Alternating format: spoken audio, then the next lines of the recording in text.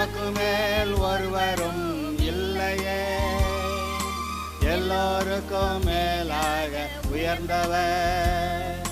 உமக்கு மேல் ஒருவரும் இல்லையே. அல்லேலூயா, அல்லேலூயா, அல்லேலூயா, ஆமென். அல்லேலூயா, அல்லேலூயா, அல்லேலூயா, ஆமென். ஒருவரால் சிருஷ்டிக்கப்படாமலே தாமாக என்றென்றும் இருப்பவர்.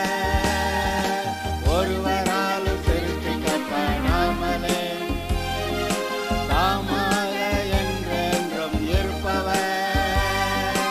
அல்லேலூயா, அல்லேலூயா. இப்பொழுதும் கூட நீதிமொழிகள் புஸ்தகத்தை படித்து கொண்டிருக்கிறோம். 2 அதிகாரங்களை முடித்தோம். இந்த நீதிமொழிகளில் முதல் 9 அதிகாரங்கள் ஞானம் பற்றி பேசுகிறது. விசேஷமாக ஞானம் பற்றி முதல் 9 அதிகாரங்கள் பேசுகிறது. இப்பொழுது 2 அதிகாரங்களை முடித்தோம். 3வது அதிகாரத்துக்கு நாம் போவோமாக. முதல் 3 வசனங்களை வாசிக்கிறேன். என் மகனே, என் போதகத்தை மறவாதே, உன் இருதயம் என் கட்டளைகளை காக்க கடவது. அவைகள் உனக்கு நீடித்த நாட்களையும் தீர்க்காயுசையும் சமாதானத்தையும் பெருக பண்ணும். கிருபையும் சத்தியமும் உன்னை விட்டு விலகாதிருப்பதாக. நீ அவைகளை உன் கழுத்தில் பூண்டு அவைகளை உன் இருதயமாகிய பலகையில் எழுதிக்கொள். இந்த வசனத்தை திரும்ப வாசிக்கிறேன். நீங்கள் அர்த்தம் தெரியுதான்னு பாருங்கள். ஏதோ ஒன்று நீங்கள் கவனிக்கங்கிறதுக்காக நான் இதை வாசிக்கிறேன். என் மகனே, என் போதகத்தை மறவாதே, உன் இருதயம் என் கட்டளைகளை காக்க கடவது. அவைகள் உனக்கு நீடித்த நாட்களையும் தீர்க்காயுசையும் சமாதானத்தையும் பெருக பண்ணும். கிருபையும் சத்தியமும் உன்னை விட்டு விலகாதிருப்பதாக. நீ அவைகளை உன் கழுத்திலே பூண்டு அவைகளை உன் இருதயமாகிய பலகையில் எழுதிக்கொள். ஏதாவது புரிஞ்சுதா? இப்போ நான் சொல்கிறேன், கவனிங்க. என் மகனே, உங்களை மகனே மகளேன்னு தான் கூப்பிடுறாரு. தாசன், வேலைக்காரன் அப்படி சொல்லலை. அவருடைய குடும்பத்தில் நீங்கள் மகனாக மகளாக இருக்கிறீங்க. அவர் எவ்வளவு பெரியவராக இருந்தும் தாழ்மையாக இருந்த நம்மை நோக்கி பார்த்து நம்மை அழைத்து அவரோட கூட வலது பார்சத்தில் உட்கார வைத்து கிறிஸ்துவோடு கூட நம்மை உடன் சுதந்திரராக்கி இருக்கிற அவருக்கு கொடுக்க வேண்டிய கன மகிமையை கொடுத்து அவர் நமக்கு கொடுத்துருக்கிற அந்தஸ்தை நம்ம நினச்சி பார்த்து அப்போ தான் நம்ம அவரோட கூட சந்தோஷமாக அவரை கனம் பண்ணி நம்ம இருக்க முடியும். என் மகனே என்றார். 2, என் போதகத்தை மறவாதே. He keeps on teaching. நாம் கிறிஸ்துவுக்குள்ளே இப்போ வளர்ந்து கொண்டிருக்கிறபடியால் நாம் போதிக்கப்படுகிறோம். சிறு பிள்ளைகளாக இருக்கும்போது பெற்றோரால் போதிக்கப்படுகிறோம். பிறகு ஸ்கூலில் ஆசிரியர்களாக போதிக்கப்படுகிறோம். அது பிறகு பார்த்திங்கனாக்க சில நல்ல ஆட்கள், நமக்கு நல்ல நண்பர்கள் இருந்தால், நமக்கு நல்ல உண்மையாகவே நம்மிடத்தில் அன்பு பாராட்டுற பெரியவர்கள் உறவினர்கள் இருந்தால் அவர்கள் சொல்லுகிற போதனையை நாம் கவனிப்போம். ஆனால் எல்லாவற்றுக்கு மேலாக கர்த்தரே நம்மை போதித்து நடத்துகிறார். என் போதகத்தை மறவாதே, உன் இருதயம் என் கட்டளைகளை காக்க கடவது. உன் இருதயம் என்னுடைய கட்டளைகளை எல்லாம் உள்ளே வைத்து காக்க கடவது. என்னுடைய போதகத்தை மறவாத, காத்துக்கொள். என்னுடைய வசனங்களை நான் விதைக்கிறேன் உன்னுடைய இருதயத்தில். அது ஆகாயத்து பறவை பொறுக்கிட்டு போக ட்ரை பண்ணும். நீ விடாத. உன்னுடைய தோட்டத்தை வேலி அடைத்து காக்கிறது போல் உன்னுடைய இருதயத்தை வேலி அடைத்து காத்துக்கொள் என்று சொல்லுகிறார். அவைகள் உனக்கு நீடித்த நாட்களையும் தீர்க்காயுசையும் சமாதானத்தையும் பெருக பண்ணும். இன்றைக்கி நம்ம ஜாதகம் எழுதுகிறப்ப என்ன சொல்லிடுறாங்க, இவனுக்கு இத்தனை வயசு வரைக்கும் அப்படி சொல்லிடுறாங்க. ஆனால் பைபிள் அதை ஒத்துக்கிறல. அவைகள் உனக்கு நீடித்த நாட்களையும் தீர்க்காயுசையும். ஆக நீடித்த நீங்கள் கர்த்தருடைய வசனத்தை கவனிச்சிங்கன்னா உங்களுடைய காலங்கள் நீண்டு இருக்கும். கவனிக்கலைன்னா சீக்கிரமாக செத்து போயிடுவோம். ஆக இங்கே ஜாதகம் எழுதுறது இன்னன்னாருக்கு இவங்க ஆயுசு காலம் அவ்வளோதான்னு சொல்கிறது, அது எல்லாம் எவ்வளவு பொய் என்று நீங்கள் பாருங்கள். இங்கே அவைகள் உனக்கு நீடித்த நாட்களையும், எவைகள்? அவருடைய போதகம், அவருடைய கட்டளைகள். நீடித்த நாட்களையும் தீர்க்காயுசையும். தீர்க்காயுசம்னா ஒருத்தனுக்கு 50 வயசு குறிச்சாருங்க, ஒருத்தனுக்கு 80 வயசு குறிச்சாருங்க. அந்த தீர்க்காயுசு இல்லைங்க. உங்களுடைய இருதயத்தில் நான் வாழ்ந்து முடிச்சிட்டேன், எனக்கு போதும், இனிமேல் பூமிக்குரிய வாழ்க்கை எனக்கு வேண்டாம், நான் பரலோகத்துக்கு போகிறேன்னு சொல்லி நீங்கள் சொல்லணும். சங்கீதம் 91 கடைசியில் அவன் நீடித்த நாட்களால் நான் அவனை திருப்தியாக்குவேன். என்னது? திருப்தியாக்குவேன். நீங்கள் திருப்தியாகிற வரைக்கும் இந்த பூமியில் இருக்கிறதுக்கு அதுதான் தீர்க்காயுசு. இந்த பாருங்க, மனிதன் சிருஷ்டிக்கப்பட்ட போது அவன் நித்திய காலமாய் தேவனோடு இருக்கும்படி உண்டாக்கப்பட்டவன். மரணம் அவனுக்கு கிடையாது. ஆனால் பாவம் செய்த நாளில் 900 அதிகமான வருஷங்கள் கூட இருந்தார்கள். நோவா காலத்து வெள்ளத்திலே பாவங்கள் பெருகி போனபடினாலே அது 120 வருஷம் ஆயிற்று. பிறகு எகிப்து தேசத்திலிருந்து வந்த அந்த இஸ்ரவேலர் வனாந்தரத்தில் 10 தடவை கர்த்தரை சோதிச்சு கடைசியில் அவங்க இங்கே செத்தா பரவாயில்ல அப்படின்னு அப்படி சொன்னதுனால கர்த்தர் சொல்லிட்டாரு, வாழ்நாள் 70 பலத்தின் மீதினால் 80ன்னு சொல்லி முடிச்சிட்டாரு. ஆனால் இப்போ எல்லாரும் உலகத்தில் 70 80 சாகுறாங்களா? இல்லை, ஏறக்குறைய 100 வயது வரைக்கும் இருக்கிறார்கள். 110 115 இருக்கிறவங்களாம் இருக்கிறாங்க. அங்கே நோவா காலத்தில் குறிக்கப்பட்ட அந்த 120 வயது இன்றும் செயல்படுகிறது என்று நீங்கள் பாருங்கள். ஆனால் நம்ம ஆட்கள் 70 80லேயே தீர்க்காயுசு வந்துருச்சுங்க. என் பிள்ளைகள்லாம் கரையேற்றிட்டேங்க, எனக்கு எல்லா வேலையும் முடிச்சிட்டேங்க அப்படின்றாங்க. அப்போ 70 80 போயிட்டாங்க, அது சந்தேகமே கிடையாது. எத்தனை வருஷம் பூமியில் இருக்கலான்னு தீர்மானிக்கிறது யாருன்னு நினைக்கிறீங்க? கர்த்தரும் அல்ல, பிசாசும் அல்ல. இந்த பூமியிலே நீங்கள் எவ்வளோ காலம் வாழ்ந்திருக்கலாம் என்று தீர்மானிக்கிறது நீங்கள் மட்டுமே. நீங்கள் கர்த்தருடைய வார்த்தைக்கு கீழ்ப்படிந்து வசனத்தை, கட்டளைகளை, போதனைகளை இருதயத்தில் காத்துக்கொள்வீர்கள் என்றால் நீங்கள் சாக வேண்டியதில்லைன்னு இயேசு சொல்லியிருக்கிறாரு. உயிரோடு இருந்து என்னை விசுவாசிக்கிறவன் எவனும் மரிக்காமலும் இருப்பான். கேள்வி, அவருடைய வார்த்தையை நம்பலாமா? இல்லை பாஸ்டர், ஒரே தரம் மரிப்பதும் பின்பு நியாயத்தீர்ப்படையதும்னு எழுதியிருக்குது. ஆமாம், 2 பேர் சாகாமே மேலே போயிட்டானே, அவன் என்ன சொல்கிறது? எலியாவும் ஏனோக்கு 2 பேரும் மரிக்காமலேயே நேராக பரலோகம் போயிட்டாங்க. இவங்களை என்ன சொல்ல போகிறீங்க? அது மரணம் நமக்கு நியமிக்கப்படவில்லை. மனுஷனாக பார்த்து பாவம் செஞ்ச மரணத்தை தனக்கென்று நியமித்து கொண்டான். அப்புறம் இந்த பொல்லாத தீய ஆவிகள் இதையும் அதையும் ஜோசியம் சொல்லி, உனக்கு இத்தனை வருஷம், உன் ஆயுஷ் காலம் இவ்வளோ காலம், அப்புறம் உன் கல்யாணத்துக்கு இப்படி பொண்ணு தான் வேணும், அல்லது அப்படி மாப்பிள்ளை தான் வேணும். அப்போ தான் எல்லாம் ஒத்து போகுது. எதுக்கு ஒத்து போகுது? ஒரு 2 பேர் சேர்ந்து நரகத்துக்கு போகிறதுக்கா? ஆமாம், அதை தான் சொல்கிறாங்க. இவன் ஒரு வேளை பரலோகம் போகலான்னு நினச்சா இவ பிடிச்சி இழுத்துருவா, அல்லது இவ பரலோகம் போகலான்னு நினச்சாக்கா இவன் பிடிச்சி இழுத்துருவேன். 2 பேரை சேர்த்து விட்டாக்க இதான் சரி பொருத்தம். என்ன பொருத்தம்? நரகத்துக்கு போகிறதுக்கு. அருமையானவர்களே, நன்றாய் கவனியுங்கள். என் மகனே, என் போதகத்தை மறவாதே, உன் இருதயம் என் கட்டளைகளை காக்க கடவது. அவைகள் உனக்கு நீடித்த நாட்களையும் தீர்க்காயுசையும், அடுத்து சமாதானத்தையும் பெருக பண்ணும். ஏங்க, நீண்ட நாள் இருந்து நிம்மதி இல்லாத வாழ்க்கைன்னா என்னத்துக்கு? இங்கே நிம்மதி இல்லைன்னு சொல்லி சிலர் தற்கொலை பண்ணலாங்கிறாங்க. மருந்து எடுத்து போட்டு தற்கொலை பண்ணு, ரயிலில் விழுந்து, காரில் விழுந்து, லாரியில் விழுந்து, எப்படியாவது சாகு, மருந்தை குடித்து சாகு அப்படின்னு. எதுக்கு? இந்த உலகத்தில் இப்போ இருக்கிறதே நரகம்ப்பா, இந்த நரக வாழ்க்கையை விட்டு வெளியேறணும் அப்படின்னு சொல்லி அப்படி ஏதாவது செய்கிறவங்க, அவங்க மரிக்கிற நேரத்தில் அவர்களுடைய ஆவி பிரிந்த போது எங்கே போகுதுன்னு நினைக்கிறீங்க? அது நேராக பாதாளத்துக்கு, நரகத்துக்கு போகிறது.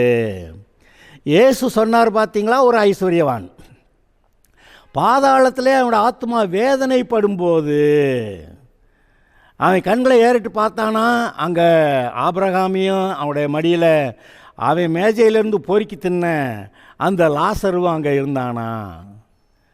அப்போ அவர்கள் மரிக்கிற நாளில் எங்கே போகிறார்கள்? அதை நீங்கள் கவனிச்சிங்களா? இந்த சரீரத்தை விட்டு போகும்போது ரட்சிக்கப்பட்டவர்கள் பரலோகம் போயிடுவாங்க, ரட்சிக்கப்படாதவர்கள் நேராக நரகம். இந்த நரகம் வேண்டான்னு அந்த நரகத்தில், அந்த பெர்மனண்ட் நரகத்தில் போய் நுழைஞ்சிடுறாங்க. அருமையானவர்களே, இப்பொழுதும் கூட இதை நன்றாக கவனிங்க. அவைகள் உனக்கு நீடித்த நாட்களையும், எவைகள்? கர்த்தருடைய போதனையும் அவருடைய கட்டளைகளும். அவைகளை நீங்கள் காத்து கொண்டால் அவைகள் உங்களுக்கு நீடித்த நாட்களையும் தீர்க்காயுசையும் சமாதானத்தையும் பெருக பண்ணும். பூமியில் இருக்க நாளெல்லாம் சமாதானமா? தீர்க்காயுசா சமாதானமா? இன்றைக்கி சில வயசான ஆட்களை பார்த்தீங்கன்னாக்க முகம் நல்லா தெளிவாக பிரகாசமாக இருக்குங்க. வயசான காலத்தில் ஏன் அவங்க முகம் நல்லா தெளிவாக பிரகாசமாக இருக்குதுன்னு கேட்டிங்கன்னா, அவங்க சமாதானமாக வாழ்ந்துருந்துருக்குறாங்க. அதனால தான் அந்த அவங்க முகத்தில் ஒரு பிரகாசம், தெளிவு இருக்குது. ஆனால் நிறைய பேர் மரணத்துக்கு பிறகு நீங்கள் போய் அந்த அவங்க துக்க விசாரிக்க போகிறப்ப நீங்கள் பார்த்தீங்கன்னா, கடுகடுன்னு இருந்தவன் கூட அந்த மரணத்துக்கு பிறகு அவனுடைய முகம் அப்படியே மசில்ஸ் எல்லாம் ரிலாக்ஸ் ஆகி பார்க்க சாந்தமாக தெரியும். எங்கே உயிரோடு இருந்தப்போ இவன் முகம் சாந்தமாக தெரியலை. ஏன்னா இவனுடைய மனது கொந்தளித்து கொண்டு இருந்தது. ஆத்திரம், கோபம், வைராக்கியம், வெறி, அதனால் கொந்தளித்து கொண்டு இருக்கிறது. ஏங்க சமாதானம் இல்லை. இயேசு என்ன சொன்னார்? நான் என்னுடைய சமாதானத்தை உங்களுக்கு வைத்து போகிறேன், இந்த உலகம் கொடுக்குற மாதிரி அல்ல, என்னுடைய சமாதானத்தை உங்களுக்கு வைத்து போகிறேன்னு சொன்னாரே. கேள்வி, நீங்கள் தேவன் கொடுத்த சமாதானத்தோடு தான் இருக்கீங்களா? ரட்சிக்கப்பட்டவங்களை பார்த்து கேட்டுக்கிட்டு இருக்கிறேன். தேவன் கொடுத்த சமாதானம் உங்களை இருதயத்தை ஆண்டு கொண்டு இருக்கா? அல்லது துக்கமும் பாடும் வருத்தமும் ஏதாவது ரொம்ப வேதனையாக இருக்குதுங்க அப்படி சொல்கிறீங்களா? பைபிளில் எழுதியிருக்கு, துன்மார்க்கருக்கு சமாதானம் இல்லை என்று. ரட்சிக்கப்படாதவர்கள் தான் துன்மார்க்கன்னு நம்ம நினைக்கிறோம். ரட்சிக்கப்பட்டவர்களுக்குள்ளேயே கூட ஓரளவு துன்மார்க்கம் இருக்கிறதுனால தான் இவர்களுக்கு தேவன் கொடுத்த சமாதானம் இல்லாமல் போய்விடுகிறது. ஆதலால் அருமையானவர்களே, இந்த வசனமெல்லாம் வெறுமனே ஏதோ பிரசங்கம் பண்ணிவிட்டு ஒரு விளக்கத்தை சொல்லிட்டு போனால் அதை கேட்டால் நல்லா இருக்குது. கேட்டால் நல்லா இருக்குது மட்டும் இல்லை, அது உங்களுடைய வாழ்க்கையிலே செயல்பட வேண்டும். வசனத்தை கேட்கிறவர்களாய் மாத்திரமல்ல, அதன்படி செய்கிறவர்களாயும் இருங்கள் என்று எழுதியிருக்கிறது. ஆக நீடித்த நாட்கள், தீர்க்காயுசு, சமாதானம் இவைகளை பெருக பண்ணுகிறது என்று சொல்லுகிறது. இது கர்த்தருடைய வசனத்தை, போதகத்தை கேட்டு நாம் அதன்படி செய்யும்போது. 3வது வசனம் வாசிக்கிறேன். கிருபையும் சத்தியமும் உன்னை விட்டு விலகாதிருப்பதாக, நீ அவைகளை உன் கழுத்திலே பூண்டு அவைகளை உன் இருதயமாகிய பலகையில் எழுதிக்கொள். கிருபையும் சத்தியமும் உன்னை விட்டு விலகாதிருப்பதாக. கிருபை கிருபை கிருபைன்னே நம்ம பேசுவோம், சத்தியத்தில் நடக்கணும் அப்படியெல்லாம் பேசுவோம். ஓகே, நல்லது. ஆனால் இந்த கிருபையும் சத்தியமும் யாராம்? கிருபையும் சத்தியமும் இயேசு. கிருபை வந்தால் மன்னிக்கிறேங்க, ஆனால் சத்தியம் மன்னிக்கக்கூடாதுன்னு சொல்லும். அவனுடைய கிரியைகளுக்கு தக்கதாக நான் அவனுக்கு அளிக்கும் பலன் அப்படின்னு சொல்லுவார் பார்த்தீங்களா? சத்தியம் என்ன சொல்லும்? பொய் சொன்னான், அதுக்கு தண்டனை கொடு. சத்தியத்தில் நடக்கிறதுனா அப்போ சத்திய உண்மையிலே வாழுகிறது. அவர் தமது நாமத்து நிமித்தம் நம்மை நீதியின் பாதைகளில், சத்தியத்தின் பாதைகளில் நடத்துகிறார் பார்த்தீங்களா? அதில் நடந்தாத நமக்கு தண்டனை இல்லை. மற்றபடி கிருபை சரி தொலைஞ்சு போகிறா மன்னிக்கலாம் அப்படின்னு சொல்லும். சத்தியம் என்ன சொல்லும்? அவன் திருடுனா அதுக்கு அடி போடணும் அப்படி சொல்லும். இது ஒன்று சேர்ந்து போகாது. இந்த உலக காரியங்களை பார்க்கும்போது இரக்கம் பாராட்டினாக்க அங்கே நீதி இல்லாமல் போயிடும். சத்தியம் சொல்லும், அவனுக்கு அடி போடணும், அப்போ தான் சரியாவேன் அப்படி சொல்லும். ஆனால் இயேசு கிறிஸ்துவிடத்திலே மட்டுமே கிருபையும் சத்தியமும் சேர்ந்து செயல்படுகிறது. எப்படி? நம்முடைய பாவங்களுக்கான தண்டனை அவர் ஏற்றுக்கொண்டு அந்த பரிகாரம் செய்து விட்டபடியாலே கிருபை பாராட்ட, இரக்கம் பாராட்ட, மனுஷனை மன்னிக்க சத்தியமாக இருக்கிற சத்தியபரராக இருக்கிற அவரே நம்முடைய தண்டனைகளை ஏற்றுக்கொண்டு விட்டபடியாலே நம்மை மன்னிக்கக்கூடிய தகுதியுள்ளவராக இருக்கிறார். ஆதலால் தான் கிருபையும் சத்தியமும் சேர்ந்து ஒரே ஒருவராகிய இயேசுக்குள்ளே இருக்கிறதை நீங்கள் பார்க்கிறீர்கள். இந்த கிருபையும் சத்தியமாகிய இயேசுதான் உங்களை விட்டு விலகாதிருப்பதாக. கர்த்தரே பார்த்து விலகினார்னு வச்சுக்க, இவனை இதுக்கு மேலே ஒன்றும் பண்ண முடியாது போ அப்படின்னு சொல்லி விலகினார்னு, அது ரொம்ப பயங்கரங்க. ஒரு இடத்துல யாரை பற்றி எழுதியிருக்குது, கர்த்தருடைய ஆவி அவனை விட்டு விலகினார்னு? சவுல் ராஜாவை பற்றி எழுதியிருக்கு, கர்த்தருடைய ஆவி அவனை விட்டு விலகினார்னு. அப்புறம் இன்னொரு இடத்துல கர்த்தருடைய ஆவி தாவீதின் மேல் இருந்தார்னு. அப்புறம் தாவீது வர வர பலத்தான்னு, சவுல் அவனுடைய குடும்பத்தாரும் வர வர பலவீனமானார்கள்னு. கடைசியில் அவருக்கு தெரியும் பாருங்க, இவனை எந்த அளவுக்கு நம்ம முயற்சி பண்ணாலும் இவன் சரியாக மாட்டேங்கிறான்னு தான் இவனை கைவிட்டிருக்கிறாரு சவுலை. கடைசியிலையும் அவனுடைய வாழ்நாளெல்லாம் இந்த தாவீதை விரட்டி விரட்டி விரட்டி விரட்டி அவனை வனாந்தரங்கள்லையும் குகைகள்லையும் மலைகள்லையும் தேடி அவனை கண்டுபிடிச்சி கொல்லணும். தாவீது இல்லைங்க, தேவனுடைய மனுஷனாகிய தாவீதை கொல்லணும்னு அவன் விரட்டி விரட்டி தேடினேன். அந்த விதத்தில் அவன் தன்னுடைய இருதயத்தை சரி பண்ணிக்கவே இல்லையே. 2 தடவை தாவீது இந்த சவுல் ராஜாவோட நேரடியாக பேசி, என்னை என்னத்துக்கு தேடுறீங்க, நான் என்ன செய்ய போகிறேன், நீங்கள் உங்கள் வாழ்க்கையை வாழுங்க, உங்கள் ராஜாங்கத்தை நீங்கள் நடத்துங்கன்னு சொன்னால், இல்லை அடுத்து இவனை கொல்றதுக்கு தான் தேடுறான். அதனால் கர்த்தர் அவனை அப்போவே கைவிட்டதுங்கிறது சரிதானே. கடைசியில் கர்த்தர் எனக்கு பதில் கொடுக்கலன்னு சொல்லி அஞ்சனம் பார்க்குற ஸ்திரியை தேடி அங்கே போயிட்டான். அஞ்சனம் கேட்டது மாத்திரமில்ல, கடைசிக்கு அவள் ஒரு கன்றுக்குட்டியை அடித்து, இவனுக்கு நீ ரொம்ப களைப்பாக இருக்க, சாப்பிட்டுட்டு போ அப்படின்னு சொல்லி சாப்பிட்டு ரெஸ்ட் எடுத்துகிட்டு அடுத்த நாள் காலையில் வந்து யுத்தம் பண்ணி பெலிஸ்தர்கள்ட்ட தோற்று அவனும் அவனுடைய குமாரர் எல்லாரும் அன்றைக்கி செத்து போனாங்க. இது எப்படி? அஞ்சனம் பார்க்க போன இடத்துல என்ன நடக்கும்னு அவங்களுக்கெல்லாம் தெரியும். அங்கே எழுதியிருக்கு பார்த்தீங்களா, ஒரு ராஜா, நான் கிராதியில் கீழே விழுந்துட்டேன், இப்போ நான் பிழைப்பனா பிழைக்க மாட்டேனான்னு எக்ரோனில் இருக்கிற பாகால் சேபுபுரத்தில் போய் விசாரிச்சுட்டு வான்னு ஆட்களை அனுப்புனா, கர்த்தர் என்ன பண்ணார், எலியாவை கூப்பிட்டு போனி எங்கே வர்றவங்களை பார்த்து சந்தித்து, நீ இஸ்ரவேலில் தேவன் இல்லையென்றா நீ எக்ரோனில் இருக்கிற பாகால் சேபுபுரத்தில் போய் விசாரிக்க ஆள் அனுப்புன, அதனால் நீ ஏறின கட்டில் விட்டு இறங்காமல் சாகவே அப்படின்னு சொல்லிவிட்டான். ஜோசியம் கேட்க போன கொடுமை. ஜோசியம் கேட்க போனால் இதுதான் நேரிடும். இப்பொழுதும் விசுவாசிகளாகிய அநேகர் தெரிந்தும் தெரியாமலும் ரகசியமாகவும் யார் கூடயாவது போய், நான் கேட்கல அவங்க தான் கேட்டாங்க, நான் பக்கத்தில் தான் இருந்தேன், இப்படியெல்லாம் பேசி நான் உங்களுக்கு சொல்லுகிறேன், மரணம் உங்களுக்கு காத்திருக்கிறது. கர்த்தரை உறுதியாய் பற்றி கொண்ட மனதையுடையவன் அவனை பூர்ண சமாதானத்துடன் காத்துக்கொள்ளுவீர் என்று எழுதியிருக்கிறது. உம்மை உறுதியாய் பற்றி கொண்ட மனதை உடையவன் அவன் உண்மையே நம்பியிருக்கிறபடியால் அவனை பூர்ண சமாதானத்துடன் காத்துக்கொள்வீர் என்று எழுதியிருக்கிறது. இங்கே சொல்லியிருக்கல சமாதானத்தை பெருக பண்ணும்னு. இங்கே சமாதானம் இல்லாதனால தான் ஜோசியம் கேட்க போகிறான். இந்த மாதிரி காரியங்களில் இதான் மரணத்துக்கு ஏதுவான பாவம். இந்த மாதிரி மரணத்துக்கு ஏதுவான பாவங்களில் நுழையும் போது கிருபையும் சத்தியமும் நம்மை விட்டு விலகுகிறது. கர்த்தராய் இயேசுவே இரக்கத்தில் ஐஸ்வர்யம் உள்ளவரே, அவரே நம்மை விட்டு விலகினா அது எவ்வளவு கொடுமை பாருங்க. ஆதலால் தான் சொல்லியிருக்கு, கிருபையை சத்தியம் உன்னை விட்டு விலகாதிருப்பதாக நீ அவைகளை உன் கழுத்திலே பூண்டு. கழுத்தில் கைத்தை கட்டி கிருபைன்னு இங்கே சத்தியம்னு எழுதி தொங்க போட்டுக்கன்றாரு. அவைகளை நீ உன் கழுத்திலே பூண்டு அவைகளை உன் இருதயமாகிய பலகையில் எழுதிக்கொள். இயேசு கிருபை சத்தியம்னு எழுதிக்கன்றாரு.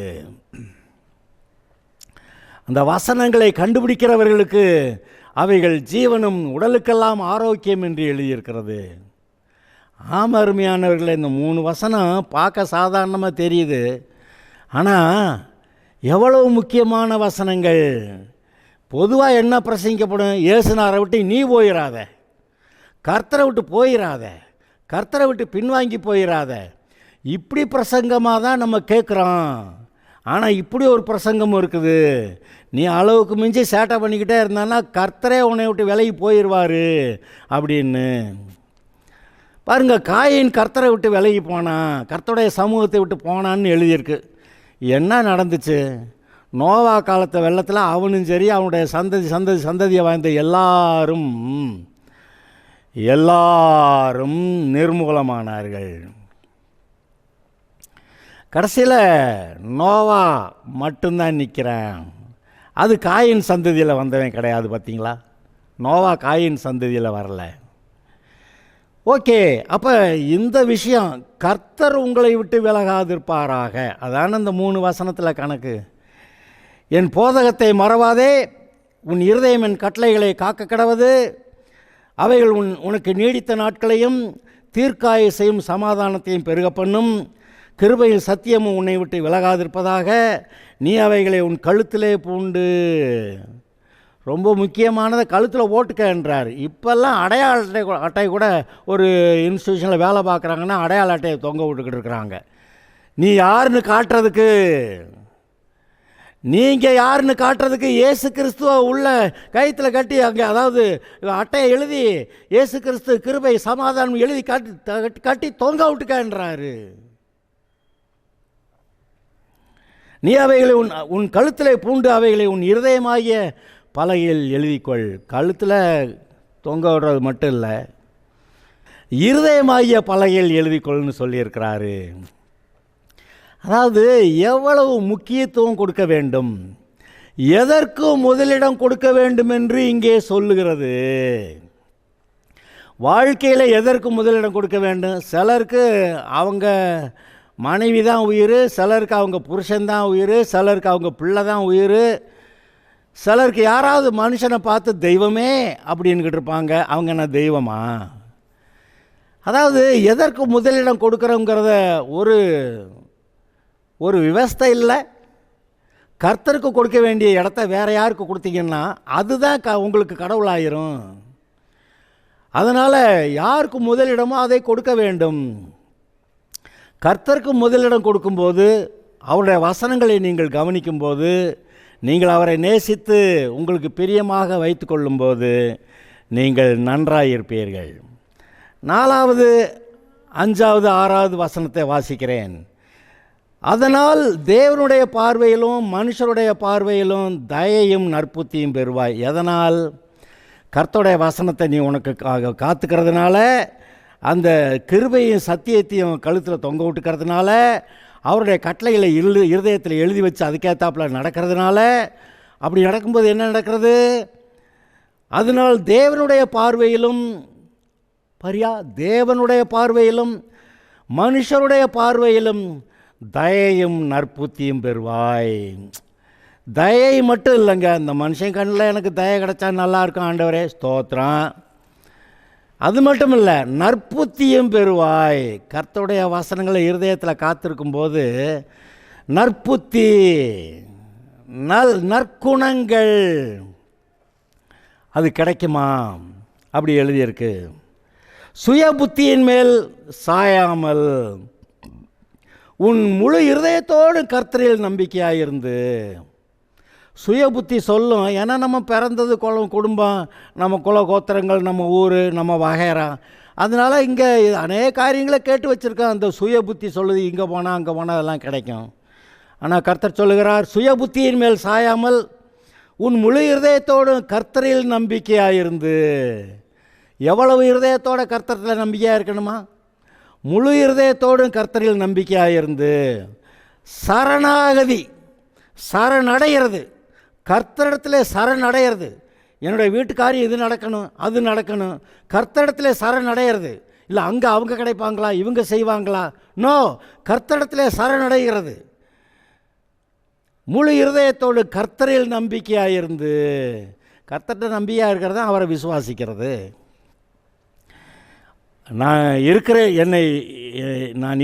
இருக்கிறேன் என்றும் என்னை தேடுகிறவர்களுக்கு நன்மை செய்கிறவர் என்றும் அவர்கள் விசுவாசிக்க வேண்டும். அப்படி சொல்கிறாரு. கர்த்தரை தேடுகிறவர்கள் அவர் இருக்கிறாருன்னு, அவரை தேடுகிறவர்களுக்கு நன்மை செய்கிறவர் என்றும் விசுவாசிக்க வேண்டும். அப்படி விசுவாசிக்கலைன்னா கர்த்தர் அவர்கள் மேலே பிரியம் இல்லைன்னு எழுதியிருக்கு. அருமையானவர்களே, முழு இருதயத்தோட விசுவாசாதாங்க சமாதானமும் வரும், அங்கே பயம் போகும், அங்கே விசுவாசம் வரும். கர்த்தரில் நம்பிக்கையாக இருந்து உன் வழிகளிலெல்லாம் அவரை நினைத்துக்கொள், அப்பொழுது அவர் உன் பாதைகளை செவ்வைப்படுத்துவார். உன் வழிகளிலெல்லாம் அவரை நினைத்துக்கொள். அதாவது வழியெல்லாம் போகிறப்போ வழியில் நினச்சிக்கிட்டே போகிறது அதை சொல்லலை. நீங்கள் ஒவ்வொரு காரியத்திலும் தீர்மானம், ஒவ்வொரு நாளும் ஒவ்வொருவரும் நூற்றுக்கணக்கான தீர்மானங்களை எடுக்கிறோம். அதான் உங்களுடைய பாதையில் உன் வழிகளிலெல்லாம் அவரை நினைத்துக்கொள். சின்ன சின்ன தீர்மானமாக இருந்தால் கூட அவர் என்ன சொல்கிறாருன்னு கவனித்து அதுக்கேற்றாற் போல் தீர்மானம் எடுங்க. அது நீண்ட காலம் பரலோகம் போய் சேர வரைக்கும் இப்போ நம்ம எடுக்க போகிற தீர்மானங்கள் உகந்ததா இல்லையான்னு பார்த்து, கர்த்தருக்கு உகந்ததா இல்லையான்னு பார்த்து இந்த தீர்மானங்களை எடுக்க வைப்பார். நீங்கள் கர்த்தரிடத்தில் நம்பிக்கையாக இருந்து முற்றிலும் அவற்றை ஒப்பு கொடுத்துருக்கும்போது, உன் வழிகளிலெல்லாம் அவரை நீங்கள் நினைக்கும்போது, ஆண்டவரே அப்படின்னா தாவீதுக்கு ஒவ்வொரு தடவையும் ஆலோசனை சொன்னாராம். அவன் கேட்பான், யுத்தத்துக்கு போகட்டுமா கேட்பான். அவர் சொல்லுவார், போன்னு சொல்லுவார், போகாதேன்னு சொல்லுவார். அப்புறம் ஏதோ ஒரு ஊரில் அந்த ஊருக்கு தான் இவன் போய் மற்ற எதிரிகள்கிட்டருந்து காப்பாற்றி விட்டான், அந்த ஊரை விடுதலை ஆக்கி விட்டான். ஆனால் சவுல் ராஜா வர்றாருன்னு சொன்னோடனே இவனுக்கு பயமாயிடுச்சு. இந்த ஜனங்கள் என்னை சவுல் ராஜா கிட்ட ஒப்படைச்சிடுவாங்களாக்கும் அப்படின்னா, ஆமாம் ஒப்படைச்சிடுவாங்கன்னு ஓடி போயிட்டான். அதை கர்த்தர்கிட்ட விசாரித்தானா கர்த்தர் சொல்கிறாராம், அருமையானவர்களே, உன் வழிகளிலெல்லாம் அவரை நினைத்துக்கொள், அப்பொழுது அவர் உன் பாதைகளை செவ்வை பண்ணுவார். அவர் தமது நாமத்து நிமித்தம் நம்முடைய பாதைகளை, நம்மை நீதியின் பாதைகளில் நடத்துகிறார். அப்பொழுது பாருங்கள், ஜீவனுள்ள நாளெல்லாம் நன்மையும் கிருபையும் தொடரும், நீடித்த நாட்களால் நாம் அவருடைய வீட்டில் நிலைத்திருப்போம். அப்படி எழுதியிருக்கல்லவா? அருமையானவர்களே, நன்றாய் கவனியுங்கள். இந்த 4, 5, 6 வசனங்களை திரும்ப வாசிக்கிறேன். அதனால் தேவனுடைய பார்வையிலும் மனுஷனுடைய பார்வையிலும் தயையும் நற்புத்தியும் பெறுவாய். உன் சுய புத்தியின் மேல் சாயாமல் உன் முழு இருதயத்தோடும் கர்த்தரில் நம்பிக்கையாயிருந்து உன் வழிகளிலெல்லாம் அவரை நினைத்துக்கொள், அப்பொழுது அவர் உன் பாதைகளை செவ்வைப்படுத்துவார். இதை மொத்தம் 6 வசனங்கள் பார்த்துருக்கோம் நீதிமொழிகளில். 3வது அதிகாரத்தில், என் மகனே என் போதகத்தை மறவாதே, உன் இருதயம் என் கட்டளைகளை காக்க கடவது, அவைகள் உனக்கு நீடித்த நாட்களையும் தீர்க்காயுசையும் சமாதானத்தையும் பெருக பண்ணும், கிருபையும் சத்தியமும் உன்னை விட்டு விலகாதிருப்பதாக. நீ அவைகளை உன் கழுத்திலே பூண்டு அவைகளை உன் இருதயமாகிய பலகையில் எழுதிக்கொள். என்னத்தை கர்த்தர் பேசுகிற வார்த்தைகளை, போதனைகளை, கட்டளைகளை, கற்பனைகளை உன் இருதயத்தில் காவல் வைத்து பார்த்துக்கொள், காத்துக்கொள் என்று சொல்லுகிறார். இருதய பலகையில் எழுதிக்கிறங்க என்றார். அதனால் தேவனுடைய பார்வையிலும் மனுஷனுடைய பார்வையிலும் தயையும் நற்புத்தியும் பெறுவாய். சுய புத்தியின் மேல் சாயாமல் முழு இருதயத்தோடும் கர்த்தரிடத்தில் நம்பிக்கையாயிருந்து உன் வழியிலெல்லாம் அவரை நினைத்துக்கொள், அப்பொழுது அவர் உன் பாதைகளை செவ்வைப்படுத்துவார். கர்த்தர் உங்களுடைய பாதைகளை செவ்வைப்படுத்தும் போது இந்த உலக மனுஷர் யாருமே உங்கள் மேலே குற்றஞ்சாட்ட முடியாது. குற்றம் சாட்டவங்க இருப்பாங்க, ஆனால் சிங்கத்தை போல தைரியமாக இருப்பீர்கள். யார்டா எப்படி சொன்னேன் அப்படின்னு கேட்டு எந்திரிப்பாங்க. பயந்து ஓடி ஒழிய மாட்டார்கள். அதாவது இவர்களுக்கு கேசு கந்தாயம்னு வராதுங்க. கேசு கந்தாயம் போனால் தானே அங்கே போய் இந்த மாதிரி சாட்சி சொல்லு, அந்த மாதிரி பொய் சாட்சி சொல்லி எல்லாம் பிரச்சனை கிளப்புறாங்க. அதெல்லாம் ஒன்றும் வராது. கர்த்தருடைய வழியில் நீங்கள் நடக்கும்போது, சத்தியத்தில் நடக்கும்போது, கர்த்தருடைய பாதையில் நடக்கும்போது சமாதானம் உங்களுடைய இருதயத்தில் நிரம்பும். அப்பொழுது நீடித்த நாட்களையும் தீர்க்காயுசையும் பெறுவீர்கள். கர்த்தர் உங்களை ஆசீர்வதிப்பார். அல்லேலூயா, ஸ்தோத்திரம்.